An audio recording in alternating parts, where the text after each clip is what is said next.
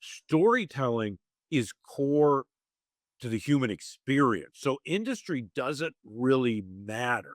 What does matter though is again, knowing your audience. And when you tell your story, to be able to tell the story in the language of the listener. And I'm not saying Spanish, Italian, English. What I mean is speak as if you are speaking to somebody that's at the same level, experiences all of this, right? So when I'm talking to a body tech, I'm not dropping 50-cent words in my stories, right? But if I'm talking to a PhD, I am probably telling story in a slightly different vernacular. So because that goes back to persuasion, and that's how we learn to resonate with people.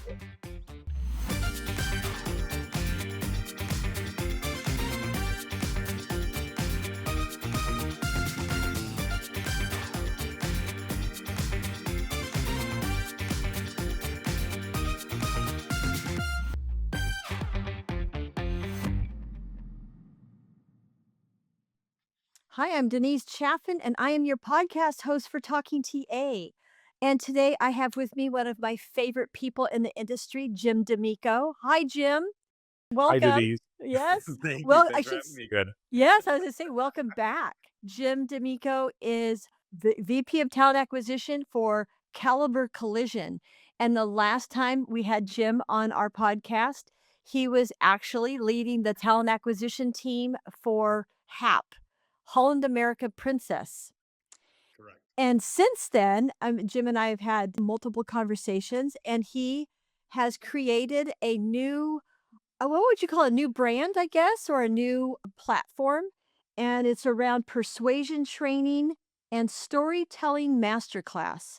And I'm going to go ahead and move this conversation over to you now so that you can kind of give a little more explanation and even a little bit more about your background if you want between our last conversation and this one.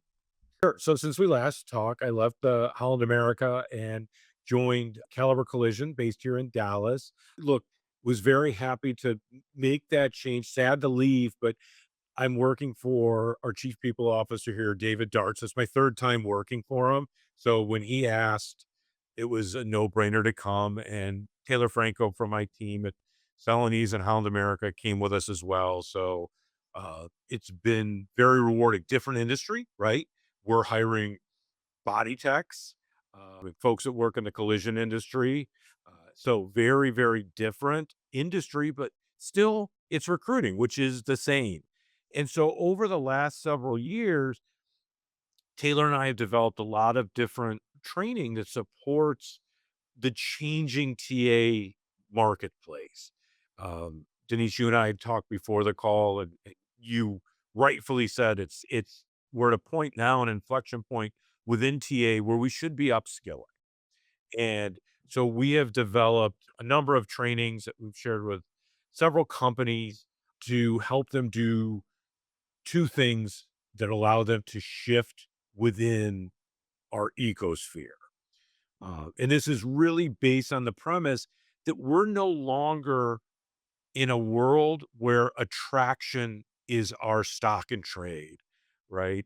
I I always feel that TA, like I used to hear this when I was in the army, right? One of the problems with the military is we're always training to fight the last war, and I feel that sometimes that's how we operate TA, and we still think we live in a world where attraction matters. And what I mean by that is attraction's great, but what's changed is the amount of information that people are being bombarded with. So when you're just talking about, we have a job, we're a great place to work, we're a great place to work, you now don't have an isolated voice. You are now white noise. It's very different now.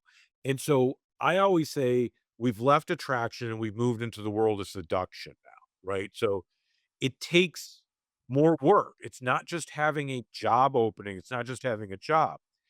So several years ago, Taylor and I developed the concept of peripheral engagement, and we've built out these trainings to support that concept. But that's a concept very simply that means you start engaging people before you have openings, right? And it goes back, you develop your personas, your channels, and you start using those, but you're not pushing job messaging. You are pushing messaging about your micro value propositions, about your company. You're ingraining through consistency and cadence, you're ingraining X company good, X job good. And then when you serve up the jobs, you've basically begun that process of what Robert Cialdini calls persuasion, your persuasion and your storytelling. And these are inexorably linked, right? You can't have one without the other. So we teach a lot of times, we taught our teams all this as well, that you have to understand the buying cycle. You have to understand human psychology. And essentially, there are a number of different ways that we can persuade people. Now, I'm always really clear to these persuasion is not tricking, right? This is not fooling somebody to do something, but this is taking the attention that they're giving you and turning that attention into something that's worthwhile for them and for you. Uh, so we talk a lot about how the human mind works and how we're uh, impacted about that. And so, like, I'll give you an example. One of the levers for persuasion is scarcity, right? FOMO. We all know what FOMO means, right? And we always walk through the training. We talk about how we've been impacted, not just me as in we, but the whole room, how they've been impacted by this kind of persuasion and how does it make them feel? How does it resonate? Why does it resonate the way it is? And then we walk through. So what are examples you've seen of this? And then it's slowly then turning it, how do we use these things within our world of recruiting? Technology has changed so much that now we can engage with people in multiple formats, in multiple ways, very, very easily. Like we have this leverage technology. We can leverage this technology to do text campaigns, videos, hosted conversations, so many different ways. So this is where we get to apply our different forms of persuasion to get them to that point, to where we are going to start engaging. And then what changes is now we have to be storytellers.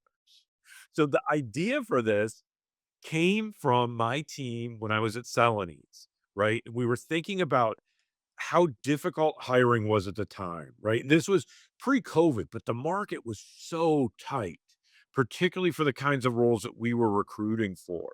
And we really wanted to spend time thinking about how do we break through that white noise? And the team's like, oh my gosh, we have great stories. If we could tell our stories better and engage, this would be amazing. And I'm like, yes, it would. And I'm not sure if everyone that's listening just which I apologize, your audience probably went down to 3 when they saw it was me. But so the 3 of you that are listening may not know that I'm a Second City alumni and that I've done stand-up years ago, and I've written short films and been in the Tribeca Film Festival, and blah, blah, blah. So my team's like, "You should teach us how to tell stories." And I tell you all of that not to brag. I tell you that because I told my team I wasn't good at that stuff, so I'm probably not the right person to teach you about storytelling. But what I am is I'm a recruiter, and we talked with the team, and again, this was pre-COVID, said, "Hey, what shows, what content keeps you coming back for more?" And they're like, "House of Cards, Walking Dead." So I found a screenwriter that had worked on both of those shows, reached out to her, pitched the idea to her, and worked with her to build this storytelling masterclass. And so what we wanted to do is look, most people, God love everybody, thinks they're great at telling stories. But I guarantee you, if you have uncles, you know that most people are not good at telling stories. What we did was we wanted to teach people why stories are resonant, right? Why this is still the greatest way for communicating information, and it's been this way forever. Why it is. So we start with why it's so resonant. Then we walk everyone through the different archetypes of storytelling. because if you're going to tell a story, you should understand what kind of archetype. So, what kind of emotional reaction, what kind of lesson, what kind of thought are you trying to communicate? Then we teach them how to build the story. In its most simplest terms, Denise, it better have a beginning, a middle, and an end, but it gets a little bit more complex on how you structure those out, balance those out. And we walk through those processes, and then we work with everybody in the workshops to build their first stories. And here's a thing that a lot of people initially struggle with, and that is when we're talking about building stories for TA, your most resonant and powerful stories are your first person stories. So you should be the participant in the story, right? Because a lot of people want to tell stories about something they heard somebody else did, things like that. You lose the power. The power of connection to story is when I am telling you as the participant. So we teach all of that. Then we have fun because we do the stories and then we go through and we give the notes and then we redo the stories and hopefully arm everybody that they can have multiple stories ready to tell so that when a candidate is engaged and has a question or a concern, you can answer that not by just saying, well, yes, we have a 401k. That's how we take care of people. But you have a resonant story about how you feel that the company takes care of its employees because it impacted you. So I'm sorry, that was a way lot. No, that's okay. You know who teaches that? Well, I don't know how well he teaches it, but he talks about it is Jack Canfield, the author of Chicken Soup for the Soul. I mean, that's what got him famous. I mean, was the storytelling. Yeah, it's fundamental to everything. We all resonate with stories. When you take like an archetype, like overcoming the monster is a very common archetype. But in Western civilization, who as a child never heard the story of David and Goliath, right? We use it as an analogy all the time. But that's an archetype of the scrappy underdog overcoming the entrenched monster. And knowing that, how we build those stories teaches us how we do the arc and the crescendo in it. And it's very helpful once you see this. My biggest regret since we've started doing this training is that I am sure I ruin a lot of family movie nights because now you're not just watching the movie, but you're telling anyone who will listen what the story archetype is. You know, it's interesting though because for me, it's trying to think of stories though, or trying to remember stories as I go along, and having that moment go, "Oh gosh, this is a story I need to remember to share with people." So Yes. how do we do that? So document those things. So either record them, write them down, write the beats down, like remember those good stories. Like I am constantly recording things on my memo function on my phone, or I'm writing things down in my notebook because I do want to remember those things. And then where we often struggle because if we don't remember, we it's hard to tell the story. So I always encourage people fully write out your stories and then edit it from there because generally most of us will use too many words so we can edit for an economy of words, but write them down and then rehearse them because the other trick is stylistically how you deliver the story. It's really easy to think it's a script and read it like it's a script, and you lose that emotional attachment. When I used to do stand-up, I would do 3 shows a night over multiple nights. I'm telling the same jokes, I'm doing the same bits, but every audience has to feel they are the first ones to hear it. Ah, wow. I mean, okay, so now you're actually offering though persuasion training on this topic though, right? Okay. Correct. We do persuasion is a separate training, but it dovetails with storytelling, Okay, right? got it. Because persuasion is understanding the psychology, storytelling is how you operationalize the conversations from there. Gosh, that's interesting. I guess one story that I recall with Lamb Research, their CEO started out as a technician and telling his story on how he was promoted up the organization was a big story to bring people in, to attract people in. And I don't know if was persuasion as much as Okay, so what's the difference between attraction and persuasion then on your end? The way that we approach persuasion is persuasion's how we capture attention. Storytelling is what we do with that attention once it's captured. So persuasion is to get that attention. The storytelling is to drive to an action, Okay. right? So usually where we're telling stories is when candidates have questions, right?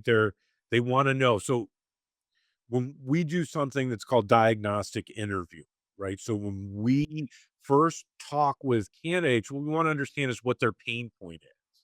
So they're going to have questions about that. So our story should line up with those solutions. Okay. So if their pain point is lack of recognition in their current job, well, I'm going to tell you a story about how I feel recognized here. And it's going to be authentic. It's going to be true because that's another thing. We don't tell fictitious stories. So it's going to be authentic, true, and I was the participant. If their motivation is advancement, well, let me talk to you about how I've advanced in the organization. Let me tell you about my experience here and tell that story. And we should tell it in a compelling way because again, when we're thinking about seduction, seduction might be more than one contact. And when you tell a compelling story, which is why I asked, what series do you like? Because I want to know what kept them coming back.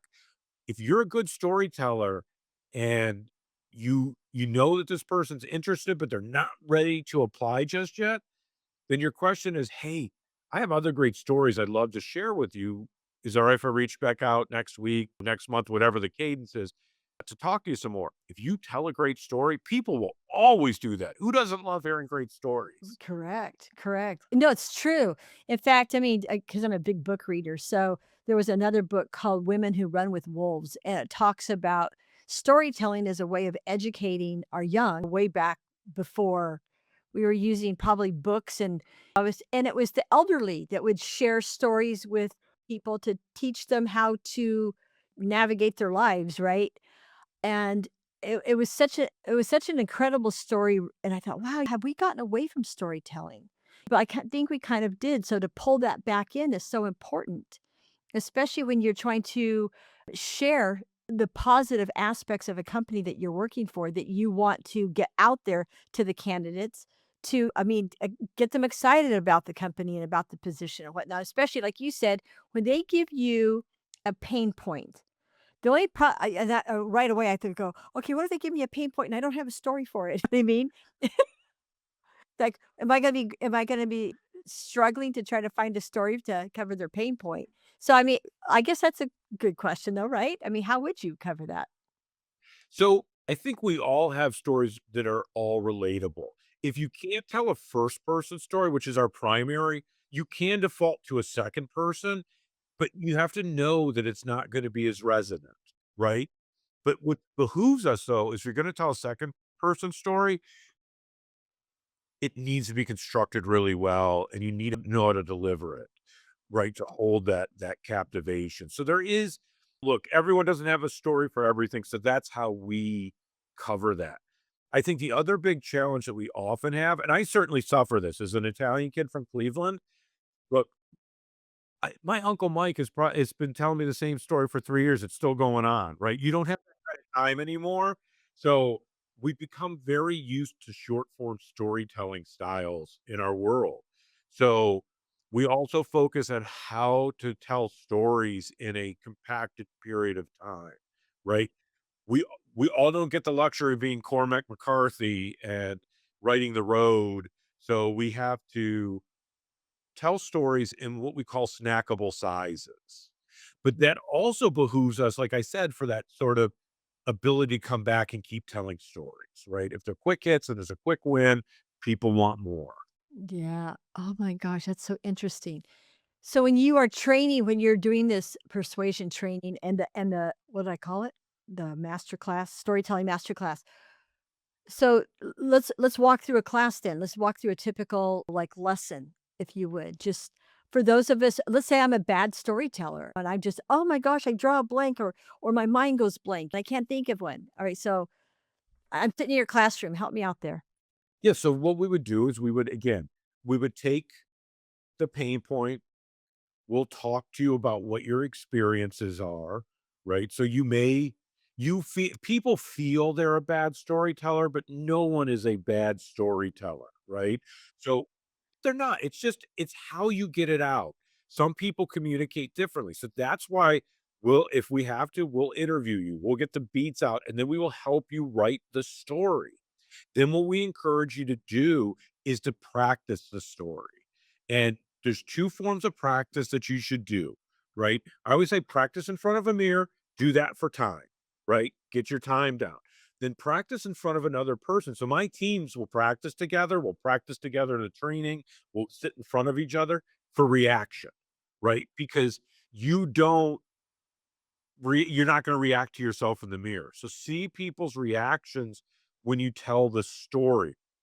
Probably the biggest hurdle we have to help people overcome is to slow down in their storytelling, particularly people that it may be out of their comfort zone initially. Like anytime we learn something new, it's out of our comfort zone, but they will rush through a story, right?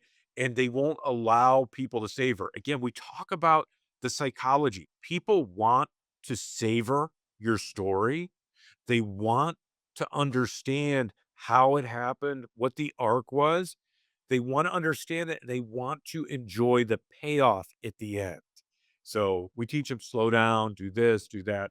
Uh, it's a lot of one-on-one attention when we need it.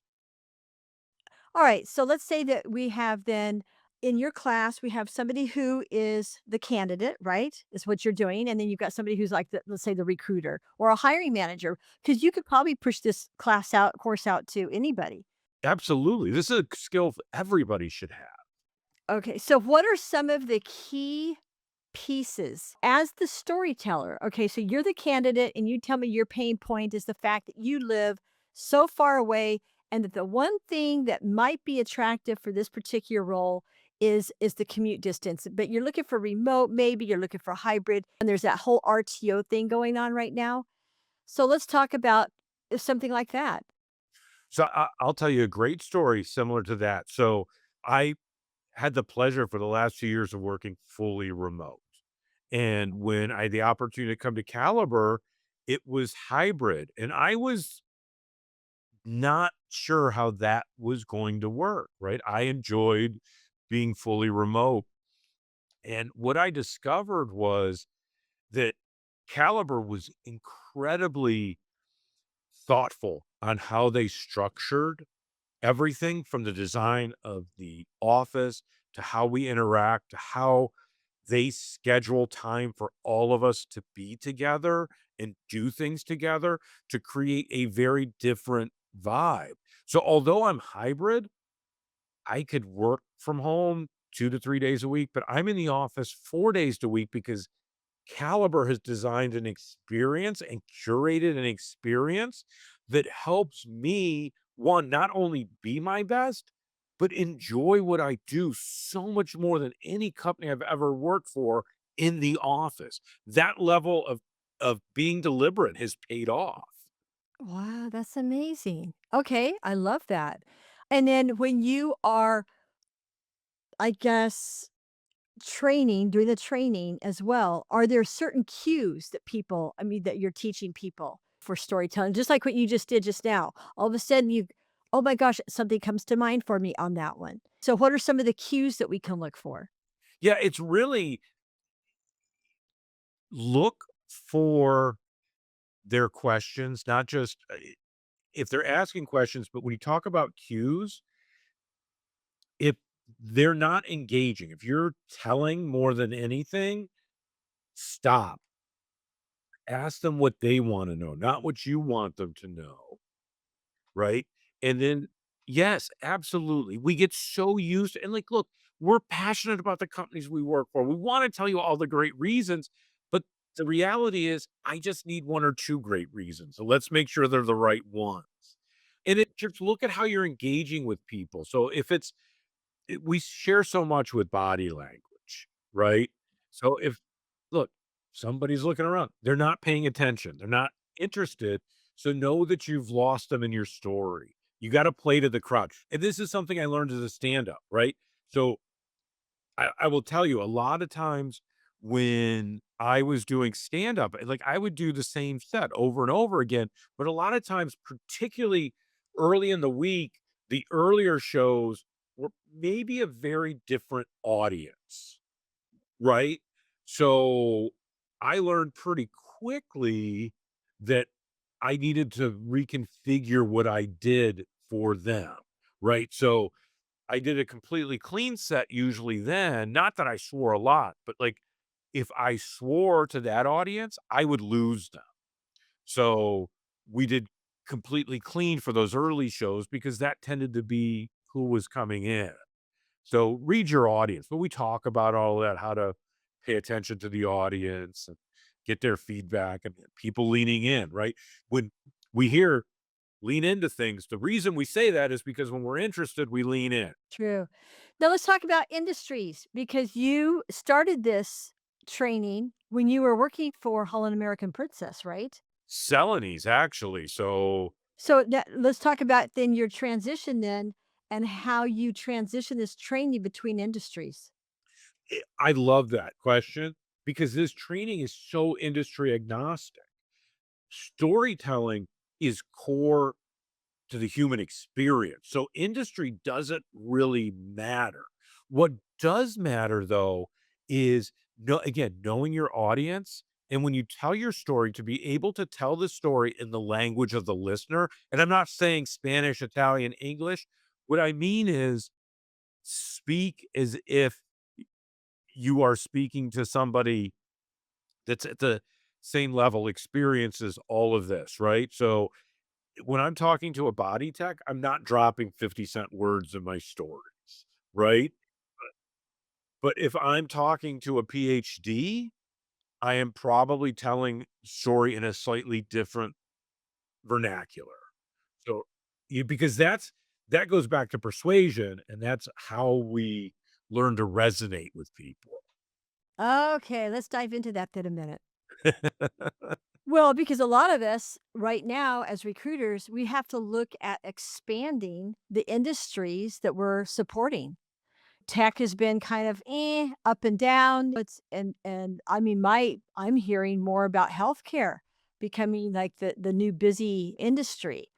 Who else contacted? Oh, software companies. Believe it or not, I'm hearing more about software companies that are picking up now. And even though AI is supposedly, I don't know, the new kid on the block, if you would, with with writing code, there's a lot of people out there saying, no, it's not ready. We really need to stay solid here with software development because AI is not ready for it, right?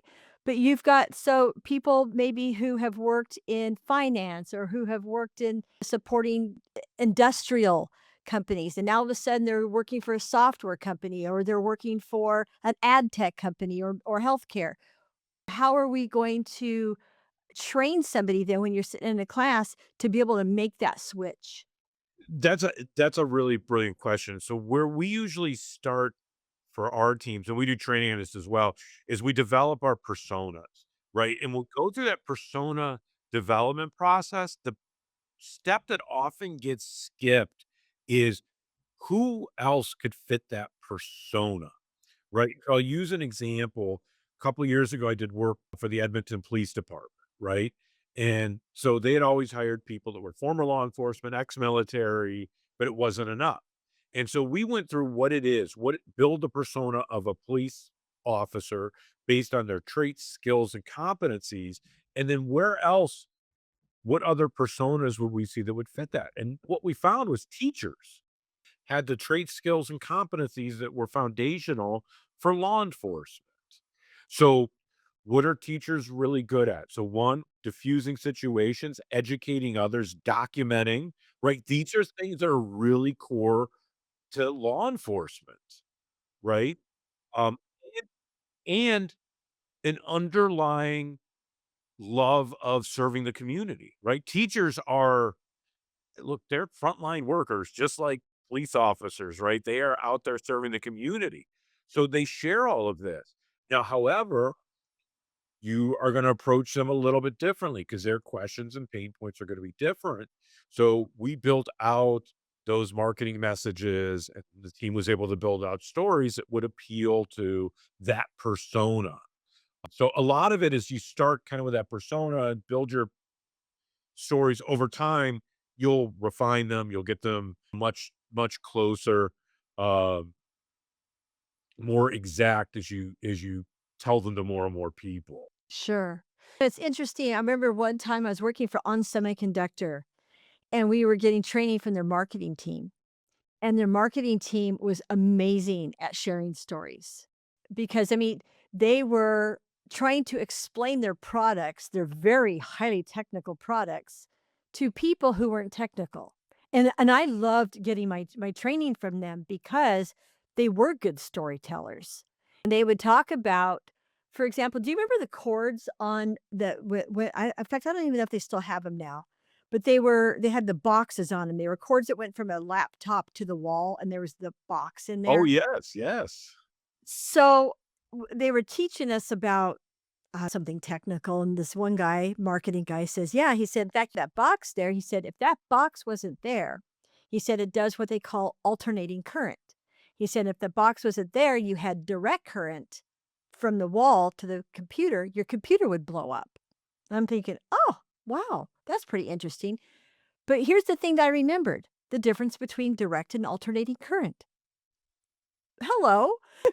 I didn't expect to learn that, right? So something that simple helped me then, when I'm looking at the right kind of talent, right? And I'm looking for candidates, I'm thinking to myself, okay, now I understand the technology just a tiny little bit more than I did before, just from that one little example. It didn't have to be a story. It was just an example.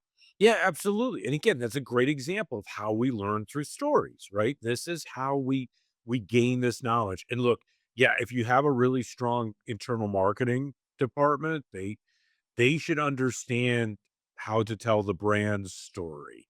But what they can't do for you is teach you how to tell your story. And that's again what resonates. We're all used to hearing the brand story. But I'll give you another example. So when we talk about speaking the right language, so we hire a lot of body technicians here. And we've been looking at like our job description for a body technician reads as if a Harvard MBA wrote it. It's a great description of a body technician, but it's not how our candidates would think about the role. So we've been going through those exercises with our recs right now and our roles and saying, how would the person in this role speak about this role? Because we want to use that common language. That's amazing. I love it. So what are some of the key issues that people come to you with, okay, at Caliber, that are similar to the key issues that you had at Holland American Princess? Sure. So what look, most people, what do they want? They want to be seen, they want to have stability, right? And they want to know that the company they work for is an inherently good company, right? Those things are tend to be really, really universal. And so at both companies, we have wonderful stories to tell about that, right? Like Caliber, for example, we talk about employee recognition. And one of the first things that happens when you're a new employee here is we have team engagement across the company at the same time every week, and new employees are introduced, they become part of the family, right? Like there's again, it's very deliberate. And when we talk about stability, you look, Holland America has been around 150 years. They've been servicing Alaska for 50 years. You think about caliber, right? We're the largest MSO in the country and we have the work, right? We're not going anywhere where our competitors struggle to have the cars to fix. We have them. So, I mean, there are stories that we can tell that help totally solidify those things. I think a lot of issues people are having right now, Jim, are around job security, and you just mentioned something when you talk about the longevity of these companies, right? And just, how they're situated in our ecosystem, right? But but people are still afraid. I mean, how do I know I'm not gonna get laid off 6 months later? Especially people who are still have PTSD from a bad layoff maybe they were part of. How are we going to use then storytelling, especially if we haven't been laid off? Or okay, and I think you mentioned it before too about Caliber, right? About not having layoffs. Yeah, so Caliber, that's the story that we would tell was that during COVID, we didn't lay people off, right? We wanted to protect our workforce, and I I can ask somebody how many other companies can tell you that same story, right? So that's how that's the example, that's the story of how we protect our employees. So we were not doing layoffs. Our body techs were important to us. All of our roles were important to us, and we needed to maintain them. We knew it would hurt short term, right? But it would hurt more to send our people home and them not be able to pay their bills and do what they need to do. So again, those are decisions that companies make, but we can tell the story that we protected our people. Right. Now you had the same situation too at Holland American Princess, right? Where No, they that was very different, right? They okay. let everybody go. Well, not Oh, every they let most people go. The difference there and what we talk about though was how important that culture was and how many people came back. We furloughed so many people there, and then all of a sudden we can cruise again. Now we have to fill the ships, fill Alaska, do all these things. And a high percentage of the employees that were furloughed, even if they took other jobs, decided to come back. And they decided to come back because it was such a great place to work. So, yeah, it's difficult, but again, how do you recover from those? Which is one of the story archetypes, which is rebirth, which is a great story to tell. rebirth. Ooh, I like that. I like not only that, but I think too the manner in which people are laid off. Like that movie Office, remember? Where the guys come in and they're just axing people right and left. So I think a lot of companies have a lot to learn about the whole layoff situation. I think a lot of companies that I've worked for and supported over the years that have brought in like an outplacement company or somebody to help with that transition has really helped people feel appreciated and feel recognized as a person who's looking for a new opportunity. So there's that piece of it as well. But that's a big concern right now in our entire society because of all these big changes that have happened. I mean, this is even before COVID, right? Yes. So I'm encouraging people, become a body tech. That job can't be AI'd away. Oh my gosh, it's so true. It's so true. Oh my gosh. Yeah. And the funny thing is I mean, around here, I live in Phoenix. Around here, there's a lot of the mom and pop shops, and you had talked about that, right? So let's do that for a second. So you in fact, you mentioned to me during our first conversation about this, that when you're hiring people from the mom and pop shops, what's the story there to persuade them to come work for a big company when they've been working independently for so long? Yeah, that's a great question, right? Because look, if you're from a smaller shop, we're the big bad corporate monster, right?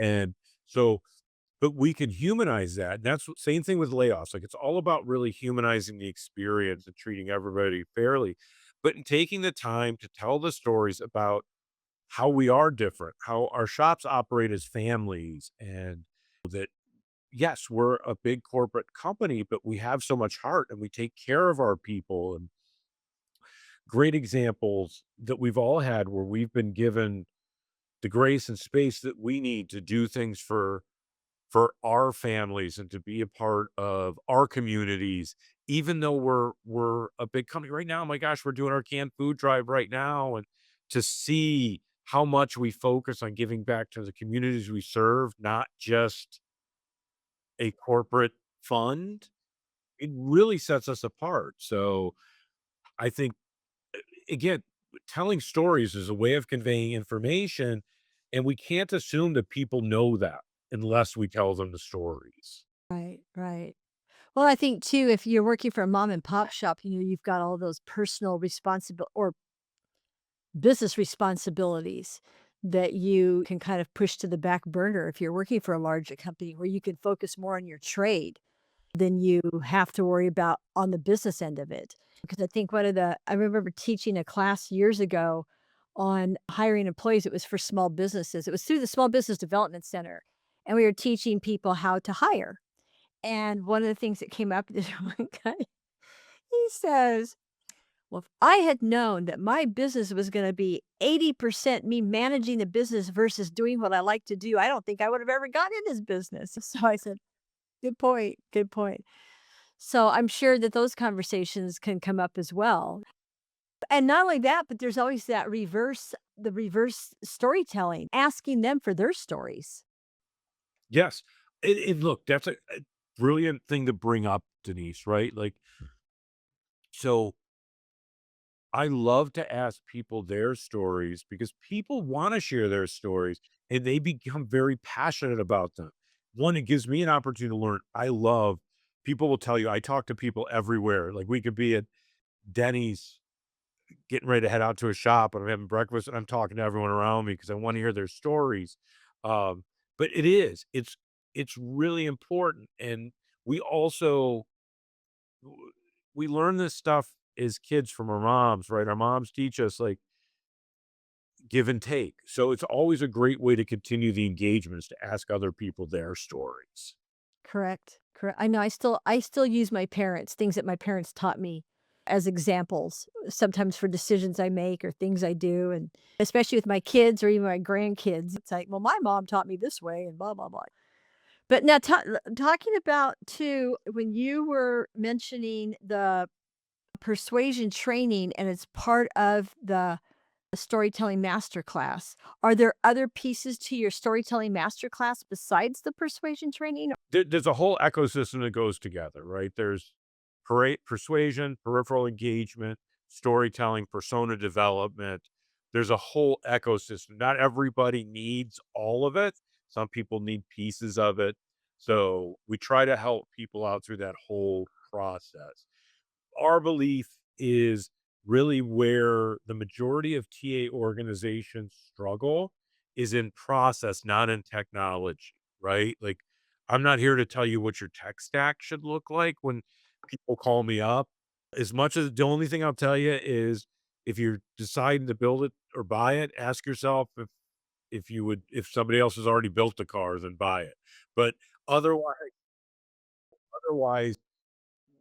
yeah, we try to help our peers that are struggling in any of those areas. Storytelling, there's the persona development, and there's peripheral engagement. So once you have your personas, once you know what you're targeting, this is building those candidate communities that we talked about in the beginning beforehand, right? So it takes consistency, it takes cadence to develop messaging to get people interested. So give you an example. When I was at Celanese, we had to add a large number of chemical operators because we're opening a new line, right? Well, in the Houston market, there's a lot of competition. There's a lot. And people aren't necessarily looking for a job, and that's fine. But we knew where these people consume data. And so what we started doing was before we even opened the positions, we were pushing messages about our safety, about our 401k, because it was an amazing 401k, about our company, how it supports our employees, all of these things. I didn't care if they clicked. I didn't care. I just wanted them to see that concept. And if you run those, and generally we suggest a 6-week run up, but you run those in advance, and then when you serve your jobs to those same people, they are more likely to engage in that job because what their first thought was Celanese good, right? Celanese good, Caliber good, whatever it is, they will make that move. So I was talking to a team earlier today, one of my teams. Like, so you were at the gym this morning, Denise. You're working it, you're doing your reps, you're getting swole, right? But you're busy, you're at the gym. If somebody jumped in front of you and said, "Hey Denise, guess what? I just put a house on the market. Will you make an offer?" Like, what are the chances are you would engage with that?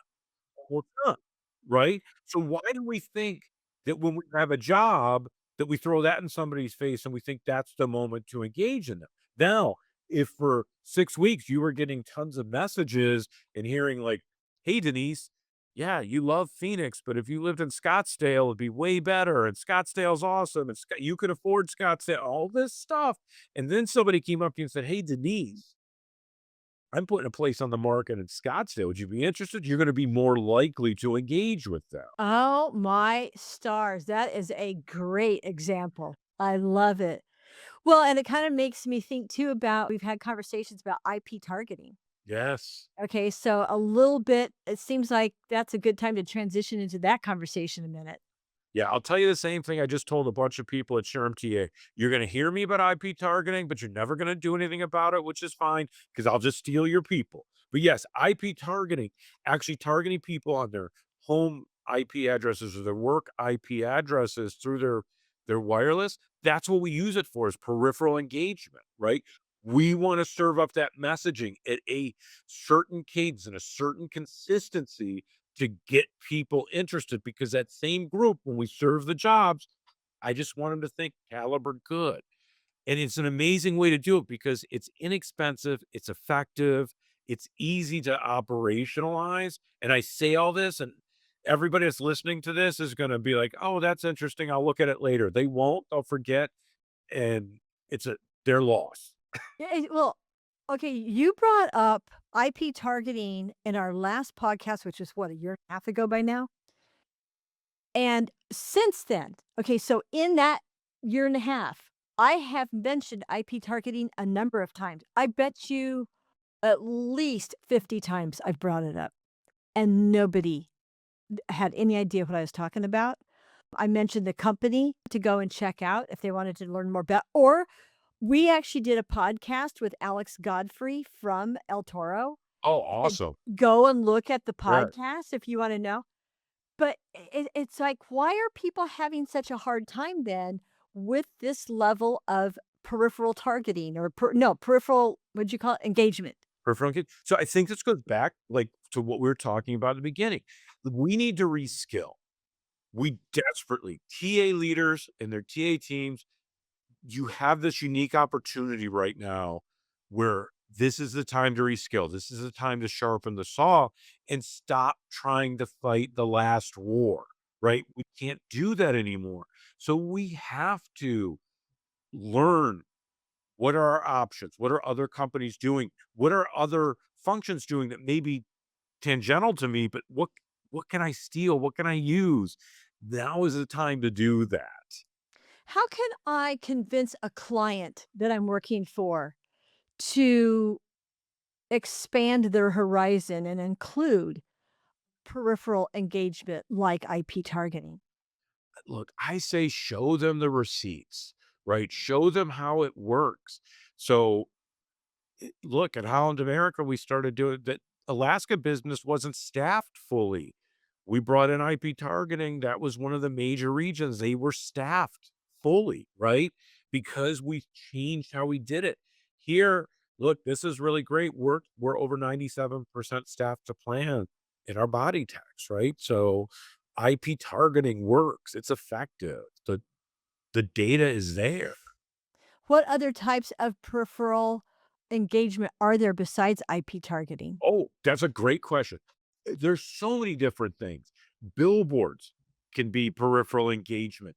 Uh, if you're recruiting for certain roles like healthcare, great example, right? So look at healthcare, like know that nurses, for example, or CNAs or whatever you're recruiting for are probably eating around the hospitals and health systems they look at. Look at some of the restaurants. Call them. Say, can I reprint your menu? Oh, Right? yeah. And put Like hi your like put your hiring humans? yeah, What is it called? Hire humans or hiring humans hiring by humans, Craig right, Fisher. right. Absolutely, 100%. Do things like that. We've done billboards, we've done bus ads. There's a lot of non-traditional stuff.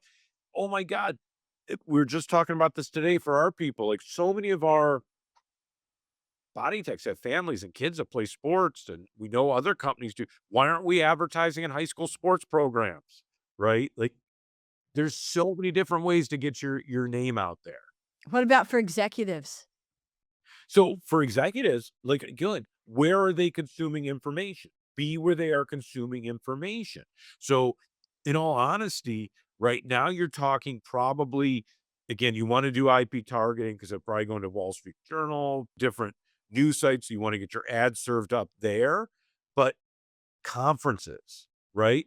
Get in the conference program, right? Put yourself in there.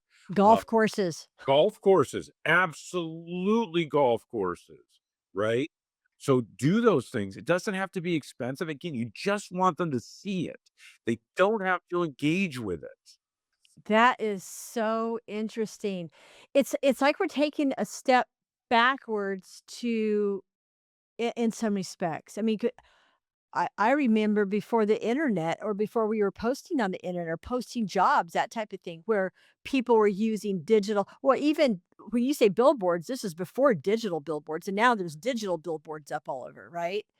Um, and like around baseball fields, all of the companies that are around base so that's interesting, and conferences, I like that. That's very good, very good. So on the going back to the storytelling and staying with the executives for a second. So if I have an executive, right, who comes in and I'm interviewing this executive and I want to encourage him to interview, and let's say he's kind of a passive candidate and what's my hook? What's my storyline hook, my persuasive training before I even get to a story to get that person kind of interested? So look, I think this goes back. A really great one to use is scarcity, right? The Okay. FOMO, right? Like, FOMO.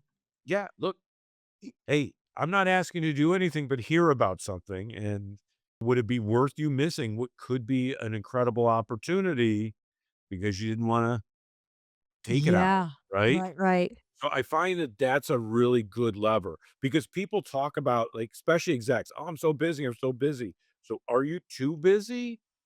Right? Because that sounds problematic. If you're too busy to take care of yourself, and then somebody else that's just as busy is gonna take this opportunity to hear about it, and they're gonna be the one that wins.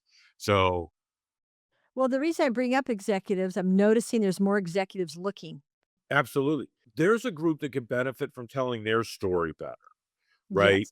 Uh, Yes. That's the other piece of it. In fact, it was another client that we have, data center client, where the CEO was great at because he was another one who had worked his way up through the organization and became an executive. And he tells us and he even says, we have to be able to tell a good story here."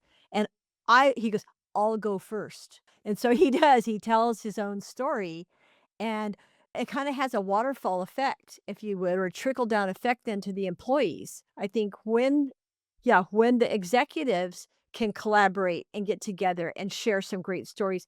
And not only that, but even though you said first person stories are best, if you're sharing, just like I did with Tim Archer at Lamb, I shared his story and that it was effective to be able to let people know, hey, you can literally, this company really values internal mobility and moving people up through the ranks. And here's an example of that, right?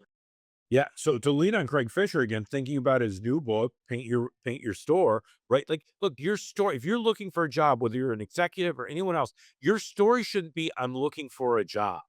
Right? Because that's white noise. There's a lot of people looking for a job. I hear Right. that Right. 100 times all day. But if you wanna get somebody's attention, right? Like, so I'm a leader. My God, if you are looking for a C-level position in an organization, so that's telling me you're looking for jobs, you wanna tap into my network, reach out to me and say, "I've learned a lot. I'd like to share some of what I learned with you. Tell me those stories." We're making a human connection. I'm going to be way more likely to figure out how I can fit you in versus how I can exclude you, Oh right? my gosh. That's awesome. Well, and I think too, there's a lot more what they call fractional people out there right now.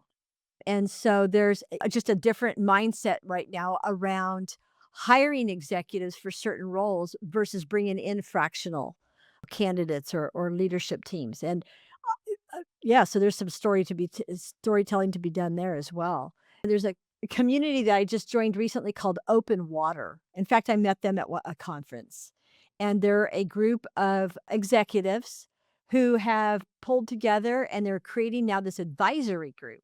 So plug to open water, but they're doing the same thing. They're creating stories then around this company and how they can share collectively their stories then with companies or with associations or whatever it may be that needs that level of expertise so that they can kind of band or bring their collective expertise right to an organization.